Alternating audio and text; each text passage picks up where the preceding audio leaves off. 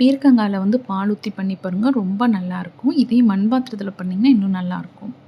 பாத்திரத்தில வந்து எண்ணெய் விட்டுட்டு கடுகு சேர்த்துக்கோங்க. உளுந்தம்பருப்பு, கடலைப்பருப்பு சேர்க்கிறதுனா சேர்த்துக்கலாம். இல்லைன்னா பச்சை கறிவேப்பிலை, பச்சை மிளகாய் வந்து காரத்துக்கு ஏத்த மாரி 2ஆ கீறாம உடைச்சு சேர்த்துக்கோங்க.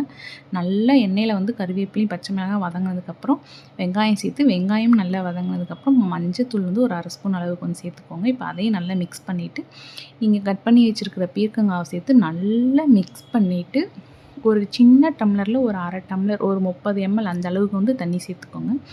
தண்ணி சேர்த்துட்டு ஒரு உப்பு சேர்த்துட்டு மீடியம் ஃப்ளேம்லேயே வச்சு நல்லா வேக வைங்க. ஆல்ரெடி காயிலேயும் தண்ணி விட்டு வரும். நம்மளும் கொஞ்சம் தண்ணி சேர்த்துருக்குறோம். நல்லா காய் வெந்து வந்ததுக்கப்புறம் செக் பண்ணிவிட்டு அடுப்பை ஆஃப் பண்ணிவிட்டு அப்புறமா வந்து நீங்கள் பால் ஊற்றுனீங்கன்னா டேஸ்ட் ரொம்ப நல்லாயிருக்கும். பாலும் திரிஞ்சு போகாது. நல்லா க்ரீமியாக சூப்பராக இருக்கும்.